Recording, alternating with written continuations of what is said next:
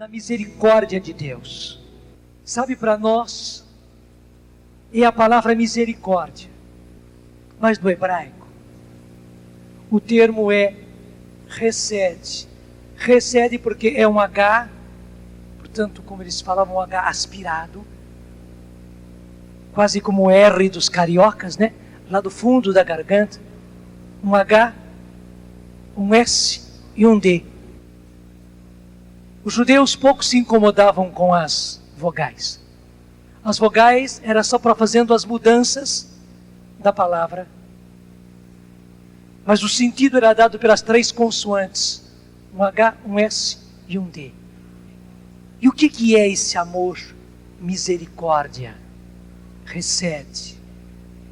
É amor que a gente tem para quem não merece amor. É com esse amor que Deus nos ama. É com esse... Pode aplaudir então. Louvado seja Deus. É amor para quem não merece esse amor. É com esse amor que Deus nos ama. Deus nos amou com esse amor, nos enviando o seu Filho Jesus. A humanidade não merecia. Mas Deus amou. E amou tão concretamente que enviou o seu Filho. É desse amor que Jesus fala. Pega comigo no Sermão da Montanha.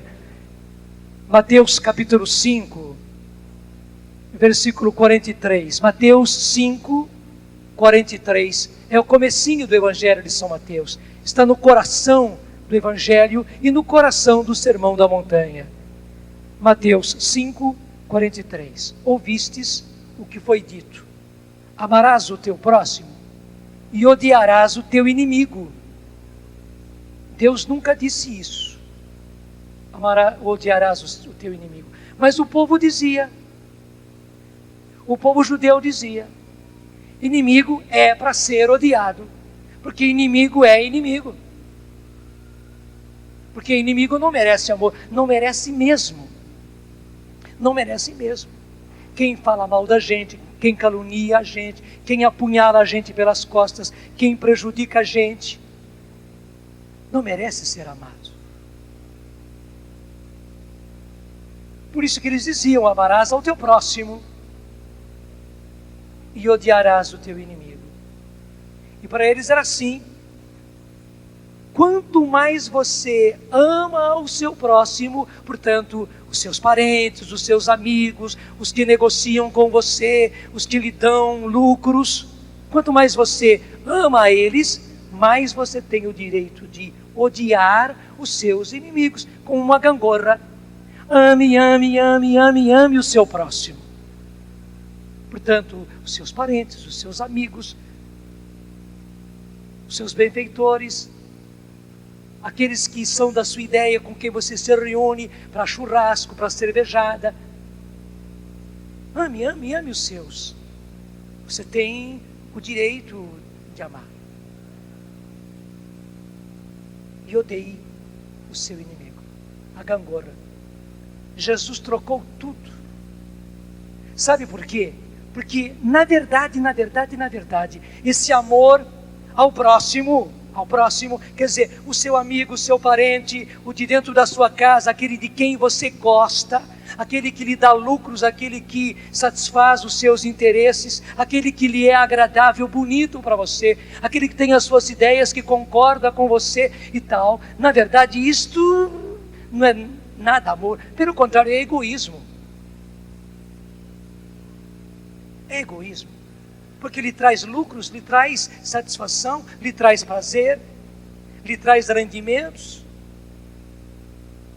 Jesus fez diametralmente o contrário. Veja como continua: eu, porém, vos digo, amai os vossos inimigos, e orai pelos que vos perseguem, a fim de serdes verdadeiramente filhos do vosso Pai que está nos céus, pois Ele faz nascer o sol sobre os maus e sobre os bons, nem põe sobre os bons e os maus. Nós colocaríamos sobre os bons e os maus. Não, Jesus põe até o contrário. Ele faz nascer o seu sol para os maus e para os bons. e cair a chuva sobre os justos e os injustos. Pois se amais aqueles que vos amam, que recompensa tereis por isso? Não agem da mesma forma os coletores de impostos? E se saudais somente os vossos irmãos, que fazeis de extraordinário? Não fazem os pagãos a mesma coisa? Vós, portanto, sereis perfeitos, como é perfeito vosso Pai Celeste. Sereis perfeitos. O vosso amor não pode ser o amor humano. Vocês precisam amar com o amor com que Deus ama, mandando o sol e a chuva aos maus e aos bons, aos injustos e aos justos. Vocês precisam, diz Jesus, ter esse amor excede, que vai além do humano, que ama aqueles que não merecem ser amados. Vamos ser bem concretos. É assim que você, esposa, precisa amar o seu marido, que só lhe tem dado desgostos há anos, há anos, há anos, há anos, há anos, há anos. Que bebe, que faz as maiores arruaças em casa, que justamente por causa da bebida xinga, grita, briga, torna-se insuportável, gasta todo o dinheiro. Se não é bebida, o seu marido que joga. E quanta gente viciado no jogo. É bilhar, é snooker, é baralho. São casas de jogo. Vocês sabem muito bem que não só quereriam liberar o jogo, não só o jogo está liberado na internet, e o pessoal joga e joga adoidado, e gasta dinheiro, mas também existem casas de jogatina, clandestinas, não tão clandestinas, mas ilegais. E quanta gente joga. Mas em casa, no bar, joga o dinheiro. E quanta mulher com o coração na mão, apertadinho, porque o marido joga o ordenado todo, há anos a fio, anos a fio. Na verdade, é um amor heróico. Não tem outra palavra, é um amor heróico. Mas que bonito! Deus nos dá esta capacidade. Quando Jesus fala desse amor misericordioso, eu creio na misericórdia de Deus, eu creio no excede de Deus. Gente, esse excede está em nós também. Tudo depende de uma decisão. Claro, é um amor sofrido, é um amor que rala a gente, é um amor que tira sangue. Mas veja, talvez não seja um caso assim, grave, de marido que bebe, de marido que joga todo o dinheiro, de marido que é adúltero, marido que você sabe que tem uma outra mulher, uma outra família, que está em casa, inclusive você é a lavadeira dele, você é a cozinheira dele, você é a mãe dos filhos dele, você é a faxineira dele. Ele gasta dinheiro, ele tem as suas noitadas, os seus prazeres com a outra, e a outra tem tudo.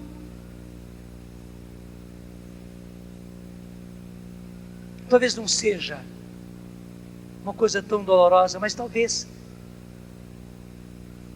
seja o seu marido, com os defeitos dele, com as falhas dele, com as irresponsabilidades dele, com as manias dele.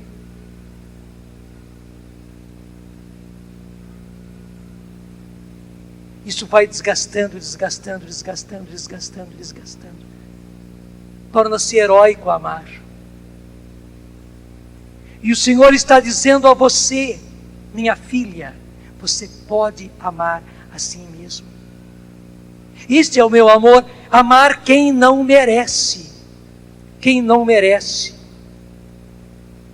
A gente vê a mesma coisa com maridos. Não faz muito tempo eu estive com um senhor,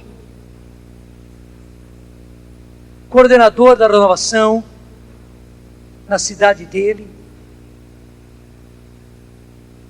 que trabalhava, uma entrega ao Senhor. Ele teve uma grande mudança na vida dele.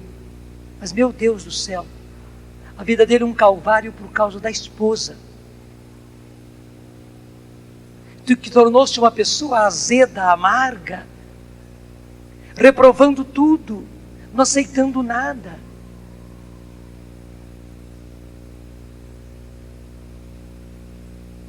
Aquele marido, anos a fio, vivendo a cara feia da mulher dentro de casa, ainda mais pelo fato de ele ser do Senhor, ele estar na igreja, ele estar trabalhando na igreja. Ela não ia para a missa, não ia para nada, só cara feia, só cara feia, só cara feia. Meu Deus, é um heroísmo amar esta mulher. E quantos maridos precisam amar a sua esposa assim?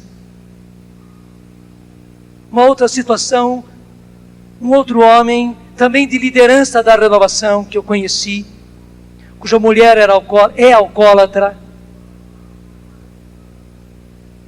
e bebe em casa. Ela não vai ao bar para beber, mas bebe em casa.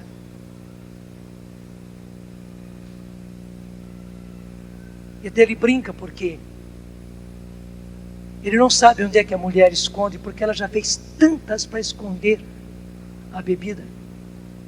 Ele já encontrou a bebida em tudo que é canto, até dentro do banheiro, tem a caixa da descarga em cima, né? Ela guardava a garrafa lá em cima, fechadinha, colocava a garrafa lá dentro, inclusive ficava friazinha, né? Daí ia para o banheiro, claro, ninguém ia acompanhar no banheiro, tirava a garrafa lá de cima, tampava, devolvia. Ele diz, eu já encontrei garrafa nos lugares que eu menos esperava, porque dizia ele, a bendita, bebe, e vive escondendo e dizendo que não bebe. É heróico. Mas o Senhor está dizendo, meus filhos, homens e mulheres, é possível amar assim. Cara, você logo percebe, não é amor sentimento, não é amor de sensibilidade, não é amor eros, não é amor carne, não é amor assim sensível, afeto, mas é amor. E Deus está dizendo, é amor, é aquele amor que eu tive com vocês, é aquele amor que eu tenho com você. Quando você peca, você se lambuza no pecado, e eu continuo te amando, e não te abandono. Quando você volta para mim, eu te perdoo imediatamente, porque eu não deixei de te amar. Não é que na hora que você pecou, eu deixei de te amar. Daí quando você resolveu e você voltou para mim, se arrependeu, então eu te perdoei, daí eu volto a te amar. Não, eu nunca deixei de te amar. Também quando você, na minha cara, se lambuzava no pecado, eu não deixei de te amar. Você não merecia amor. Você até mesmo tinha duas caras pensando que me enganava. Você diante das pessoas, até diante da igreja, do grupo, você era a pessoa perfeita, que fazia tudo certinho, mas a sós, na intimidade, você se lambuzava no pecado, por fora ou apenas por dentro, na sua fantasia, nos seus sentimentos. Mas eu não deixei de te amar. Você era falso, hipócrita comigo, tentando ser hipócrita comigo, mas nada me era oculto, eu sabia de tudo, mas eu continuava te amando. Eu via todas as suas fraquezas, e nunca deixei de te amar. E o Senhor está dizendo para nós, meu filho e minha filha, é com este amor que você precisa amar as pessoas que não merecem ser amadas. É assim que você precisa amar, e você pode amar, e você pode buscar esse amor, porque o meu Espírito lhe dá essa capacidade de amar. Não faz muito tempo, é questão de dias. Eu andei com uma pessoa no carro, eu estava vendo até onde ia chegar. Chegou a 140.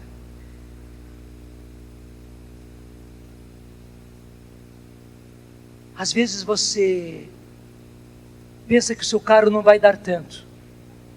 E eu vi que se aquela pessoa apertasse um pouco mais o acelerador, ia além. Porque inclusive só estava de 20 em 20, né? Do 80 pulava para o 100, do 100 para o 120, do 120 para o 140. E ali o marcador do carro ia até 200, ou um pouco mais, não sei. Porque inclusive o meio não era o 100. Muitos carros têm o meio ali no 100. Não, esse carro, o meio era o 120 já. Eu vi quando a pessoa foi a 120, passou um pouquinho 130, foi até o 140. E eu pensei comigo, se ela apertar um pouquinho mais o acelerador, vai para o 150, vai para o 160. Você não imagina o que o Espírito Santo é capaz de dar em você. Você pode dar mais. Eu posso dar mais. Deus nos dá. Humanamente não dá, gente. Porque se a gente vai esperar, inclusive, amor afetivo, amor de sensibilidade, não. Daí não é possível. Mas esse amor de vontade, esse amor ousado, esse amor ao tipo de Maria Madalena, esse amor ao tipo de Francisco de Assis, esse amor ao tipo de Teresa de Calcutá. Você acha que é gostoso, Madre Teresa, e as irmãzinhas e os irmãozinhos de Teresa de Calcutá irem pegar as pessoas apodrecendo nas ruas? Não vamos longe não. Pega o Padre Roberto e o pessoal dele da Toca de Assis. Eu tenho contado como a sede deles está em Campinas. Eles são muito conhecidos em Campinas. O Padre Roberto, conhecidíssimo. Existe a Unicamp, um hospital maravilhoso lá em Campinas, modelo até para o restante do Brasil. E com isso eles pegam muita gente indigente, gente que foi acidentada, gente com doenças graves, mas que vive na rua. Eles acabam pegando. Mas o hospital não pode ficar com essas pessoas há muito tempo. Os casos piores, os casos mais graves, os casos irreversíveis, quando a pessoa entra no hospital, logo depois de verem a situação, ele já escreve no pé, na sola do pé da pessoa, toca. Quer dizer isso, o indigente, o coitado que chegou, o irmão que chegou ali, vai ter os primeiros cuidados. Vão se fazer as coisas necessárias para que ele sobreviva. E o hospital é muito sério e faz isso. Mas não vai poder ficar com aquela pessoa meses, porque aquela pessoa chegou em tal estado que precisaria ficar meses, anos, quem sabe, no hospital. E eles veem que eles não têm como ficar. Mas tem para quem mandar. Então já escrevem no pé da pessoa, na sola do pé, toca. Para que assim que a pessoa puder ser liberada, vai para a Toca de Assis com o Padre Roberto, porque eles sabem que lá existe amor heróico para receber irmãos assim. E eles chamam de irmãos, o irmão de rua. Por isso que eu digo a você, eu sempre me distraio, o Padre Roberto é muito amigo e é muito filho, me distraio porque o Padre Roberto chega, já pega a minha mão e já vai beijando. E eu já pego, já abraço e disse, mais uma vez eu me distraí. Porque não era para ele beijar a minha mão, não. Era para eu beijar os pés do Padre Roberto. Porque eu não sou capaz desse amor heróico que ele tem.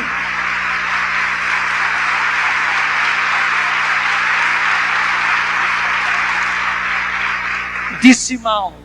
Não é que eu não seja capaz.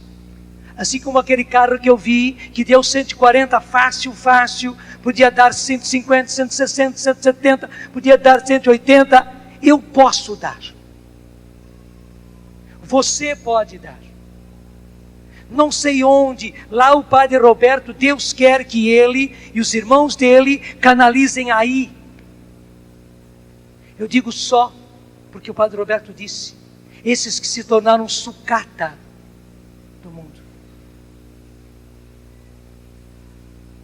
É lá que Deus quis que eles canalizassem o seu amor. Você pensa que é gostoso? Não é. Aí é amor de vontade, é amor de decisão. Igual o de Madre Teresa e igual o de Francisco e de Clara. É o mesmo, atualizado, vivido hoje na nossa cara, graças a Deus. Com frequência o Padre Roberto vem aqui, com frequência o pessoal da Toca está aqui. Os carismas se atraem, graças a Deus, eles se sentem atraídos pela Canção Nova, tanto quanto nós nos sentimos atraídos para o carisma deles. Portanto, não está longe de nós. Eu não sei onde é que Deus quer que você canalize. Nós aqui na Canção Nova, gente, estamos dispostos e queremos e buscamos viver um amor heróico assim, naquilo que Deus nos colocou. Ontem o que fizemos não foi nada mais do que a nossa obrigação, e eu bendisse a Deus e disse: Senhor, que aconteça muitas vezes isso, para a gente até sair do certinho, do confortável, e partirmos para isso, para termos mais treinamento ainda, porque nós precisamos amar, com todas as consequências. Eu não sei onde é que Deus quer que você canalize esse amor. Pode ser que seja com gente de dentro da sua casa, talvez um filho, uma filha, um irmão, uma irmã que bebe, que se embriaga, que se droga, que se prostitui, que é revoltado. Às vezes existe irmão excepcional, com síndrome de Down, e que a gente em casa precisa amar, e ama o heroísmo, mas outras vezes não são excepcionais, não têm síndrome de Down, mas se prostituem, são revoltados, se drogam, se embriagam. Eu digo a você, o amor precisa ser o mesmo, e o amor pode ser o mesmo. Você tem esta capacidade, e hoje o Senhor está convencendo a mim e a você. Eu creio na misericórdia de Deus, e essa misericórdia, esse amor recede, ele existe. E o Senhor está convocando você para este tipo de amor. Como eu disse, pode ser gente de dentro da sua casa, pode ser gente vizinha, onde você precisa de um amor, recebe um amor heróico para amar os seus vizinhos, para amar o seu patrão, o seu chefe, para amar o seu professor, para amar o seu empregado que vive roubando você, para amar o seu colega. Eu não sei onde é que Deus quer que você canalize isso, mas veja, Ele quer que nós canalizemos este amor, e nós podemos viver esse amor, e aí está a cura para o egoísmo que existe dentro de nós, e que está graçando cada vez mais como peste, como praga, no mundo atual. Deixa eu te dizer uma coisa com muita sinceridade. Corre por aí, fruto da nova era, muito bem disfarçado, muito bem embalado, esse dizer que Jesus mandou amar ao próximo como a ti mesmo, e que portanto é preciso amar a si mesmo. E até se fala e se canta e se insiste que você não vai conseguir amar os outros se você não amar a si mesmo em primeiro lugar. E os benditos então distorcem a palavra, porque na verdade quando Jesus disse isso, amar ao próximo como a si mesmo, é que Jesus sabia que nós somos egoístas, e que portanto temos um amor egoísta por nós mesmos, que na verdade não é amor. Nós vivemos aquele negócio de farinha pouca, meu pirão primeiro. Nós queremos o melhor para nós, nós queremos sempre a nós mesmos, infelizmente.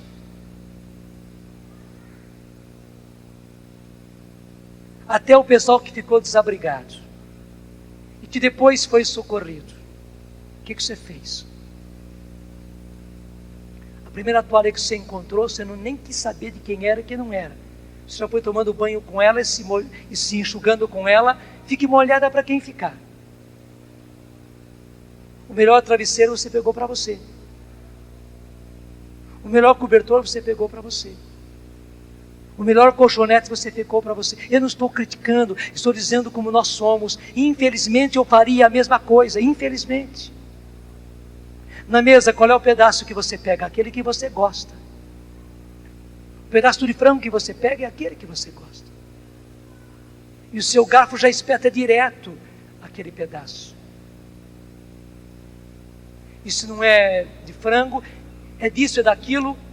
Se você é um fanático por azeitona, o seu palito ou o seu garfo vai direto na azeitona antes de qualquer um. Deixa eu salvar o meu.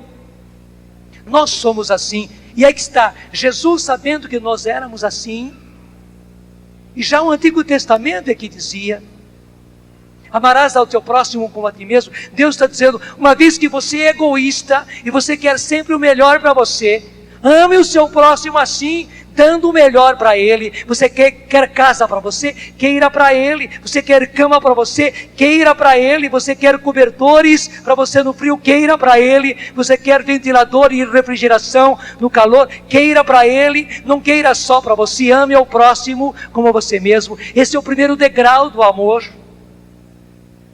Mas veja, o próprio Deus sabia que Ele estava colocando peso numa atitude egoísta nossa.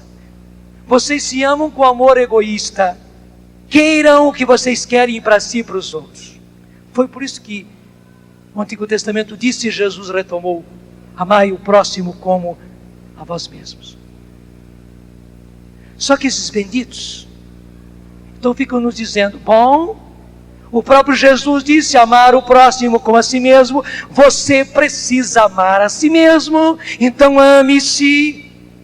Lambuze-se no amar a si mesmo. Você precisa, porque se você só vai conseguir amar os outros quando você amar. E o que acontece? É igualzinho a dar linguiça para cachorro.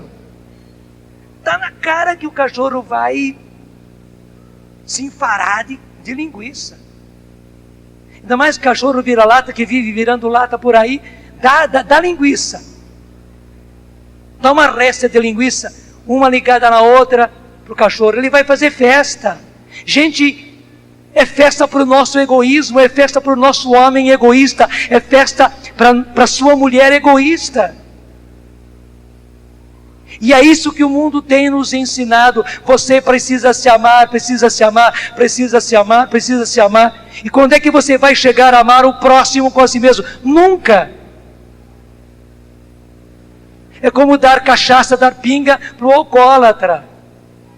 Ele vai beber, ele vai beber, ele vai beber, e o primeiro gole vai levá-lo a uma garrafa, 2 garrafas, até se embriagar, até cair. Ele vai parar de beber quando não pode mais beber, porque se embriagou, porque caiu.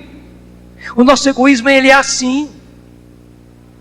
E Jesus vem para dar um golpe certeiro, um golpe mortal no nosso egoísmo, no meu egoísmo e no seu egoísmo. Indo ao lado oposto, 180 graus.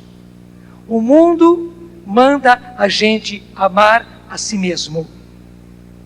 Eu lhes dou esta ordem, porque vocês são capazes disso, porque o meu amor recede, está em você. O meu amor misericórdia, que ama o que não merece ser amado, está em você. Então o que eu mando é o oposto, 180 graus de diferença. Ame até mesmo o seu inimigo, aquele que calunia você, aquele que apunhala você, aquele que fala mal de você, aquele que prejudica você, aquele que é injusto a você. Ame até mesmo a ele. Ore por aquele que te persegue. Seja bom com aquele que lhe é mal.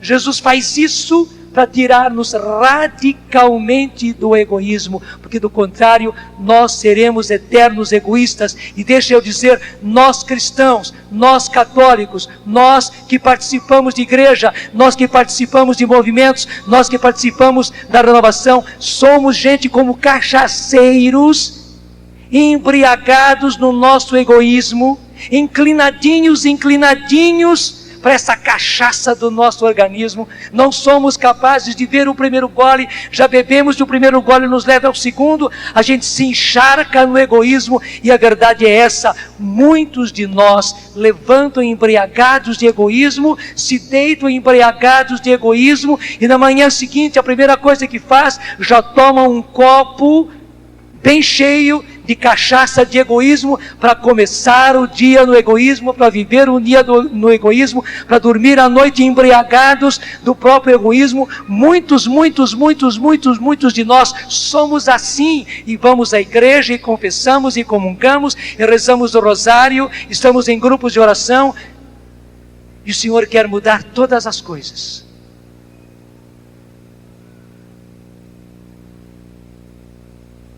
E por quê?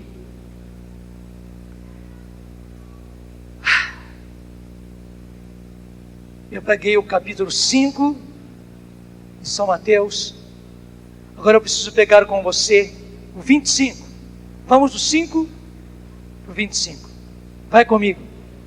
Nós lemos Mateus 5, 43. Vamos lá. Para Mateus 25, 31. Assim como lá é o final do capítulo 5, aqui é o final do capítulo 25. Mateus 25, 31.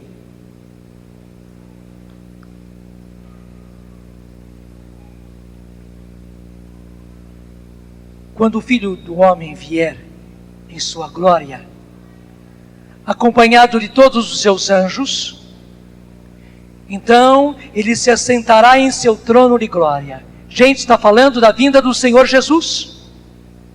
Está falando da vinda gloriosa de Jesus. Ele está falando da sua vinda gloriosa. E na nossa aritmética, o 25 vem depois do 24. E no capítulo 24, Jesus fala justamente, pode voltar a sua Bíblia se você quiser, Jesus fala sobre os fins dos tempos. Ele fala sobre a destruição de Jerusalém, depois sobre a sua vinda gloriosa, e depois, bem depois, o fim do mundo. Ele fala de um fim de tempo bem próximo para eles, no ano 70, eles estão aí chegando ao ano 33, eles estão entre o ano 30 e o 33, na metade. Jesus já lhes está falando de um fim de tempo, que vai acontecer no ano 70, quando os exércitos romanos vêm, cercam Jerusalém, destroem Jerusalém, não deixam pedra sobre pedra, destroem tudo, incendeiam tudo, levam escravos os que sobram. Ele fala em primeiro lugar desse final de tempo para o povo judeu. Depois ele fala para um final de tempo para nós, igreja, que acontecerá quando Jesus vier em glória.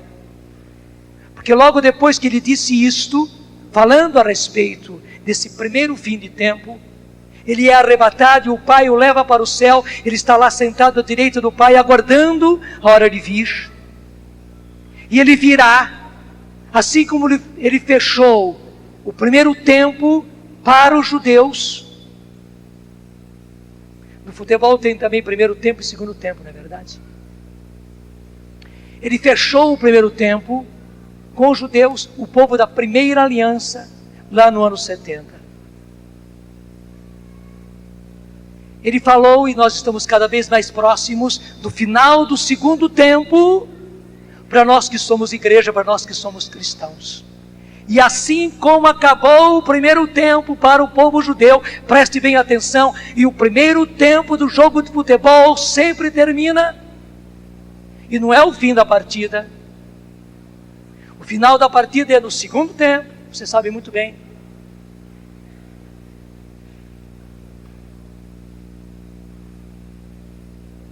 Jesus no capítulo 24 fala do final do primeiro tempo e fala do final do segundo tempo, que nós assistiremos. A nossa geração vai assistir o final do segundo tempo. Nós já estamos nos últimos minutos. E no futebol é assim, né? A própria televisão fica mostrando o locutor que transmite pelo rádio, continuamente ele está anunciando que faltam tantos minutos para terminar a partida, porque os ânimos estão ali, o que vai acontecer nos últimos minutos. Nós estamos nos últimos minutos do segundo tempo, gente. Nós estamos nos últimos minutos do segundo tempo.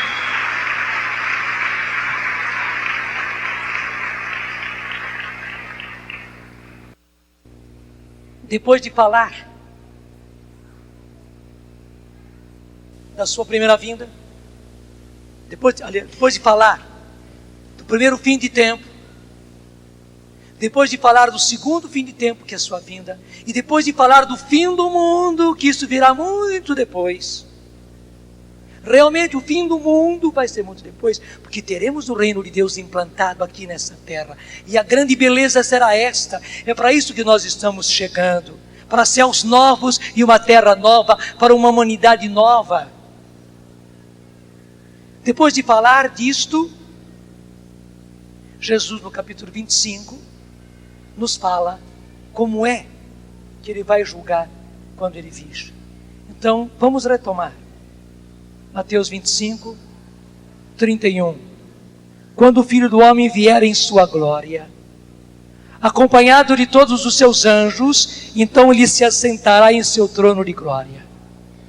Diante deles serão reunidas todas as nações serão reunidas na sua presença. E eles separará os homens uns dos outros, como o pastor separa as ovelhas dos cabritos. Ele colocará as ovelhas à sua direita e os cabritos à sua esquerda.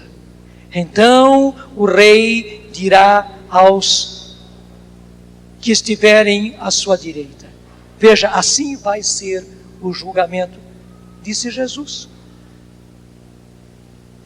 Vinde, benditos do meu Pai, recebei em herança o reino que foi preparado para vós desde a fundação do mundo. Gente, os céus novos e a terra nova, a humanidade nova, a civilização do amor é a herança que nos foi preparada desde o início do mundo. É o que Jesus está dizendo.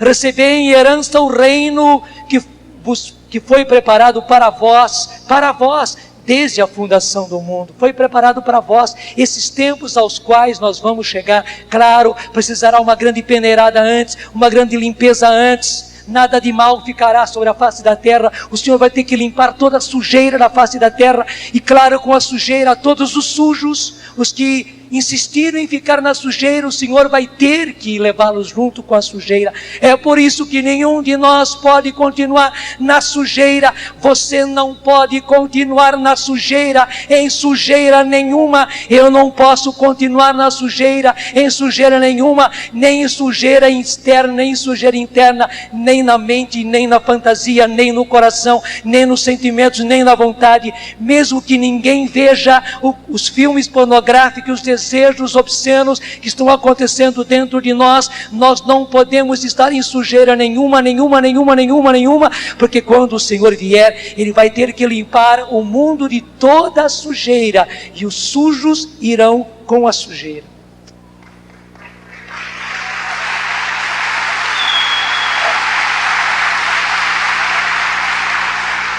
E é por isso que temos que sair em tempo da sujeira e tirar o maior número possível da sujeira, gente. Nós não podemos nos dar descanso.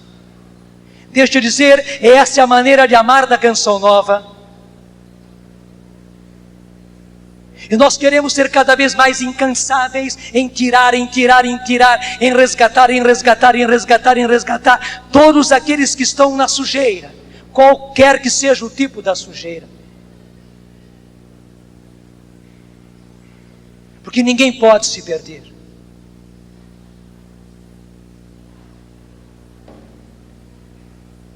Mas veja, é o próprio Jesus dizendo: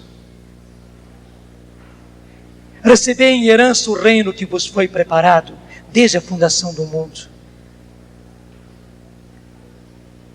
Há um mundo novo à nossa espera, é a nossa herança. Você precisa chegar a essa herança. Você precisa receber essa herança. Foi para isso que Jesus veio, foi para isso que Jesus foi até a morte na cruz, foi para isso que Jesus nos deixou a Eucaristia, foi para isso que Jesus nos deixou a sua palavra, foi para isso que Jesus nos deixou a igreja, foi para isso que Jesus nos deixou os sacramentos, foi para isso que Jesus nos deixou toda essa riqueza. Para possuirmos a herança, você não pode perder, nem os seus podem perder. Não pode, não podemos, você não pode, eu não posso. Vinde, benditos de meu Pai, recebei em herança o reino que foi preparado para vós, desde a fundação do mundo. Porque eu tive fome e me destes de comer, eu tive sede e me destes de beber, eu era estrangeiro e me acolhestes, estava nu e me vestistes, doente e me visitastes, na prisão e viestes a mim. Veja, são todas coisas concretas, e nós podíamos multiplicar.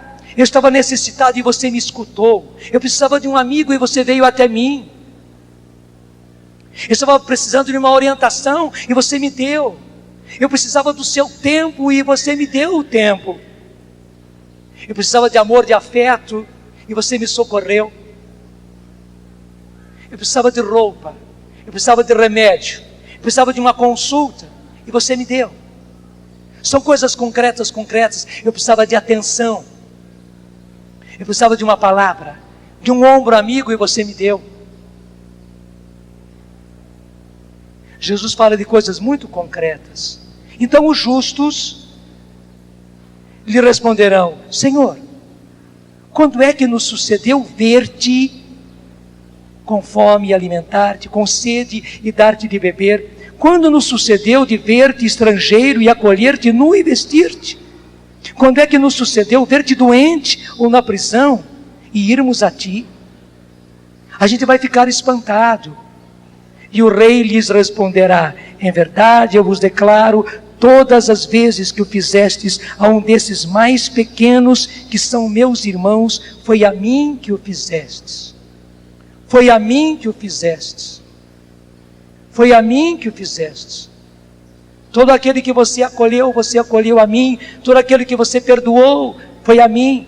Todo aquele que você amou, foi a mim. Todo aquele que você alimentou, foi a mim. Coisas concretas.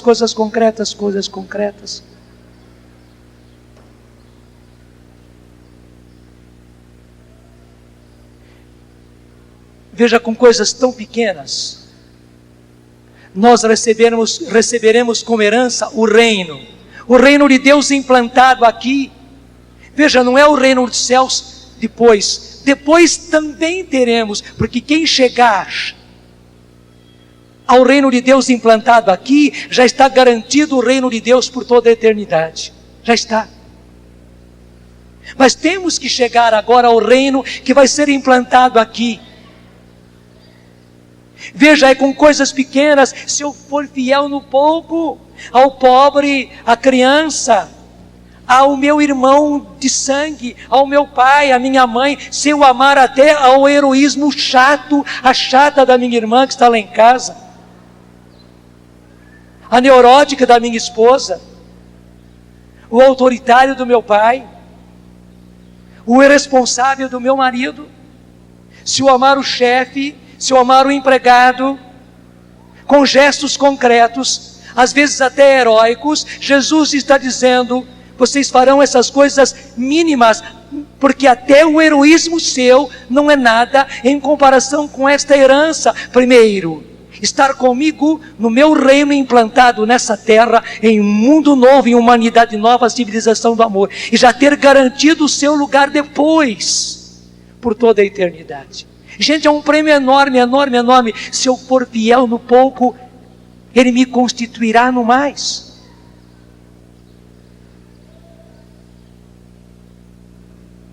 Eu creio na misericórdia de Deus. Qual é o tom certo? Esse mesmo? Bom, hein?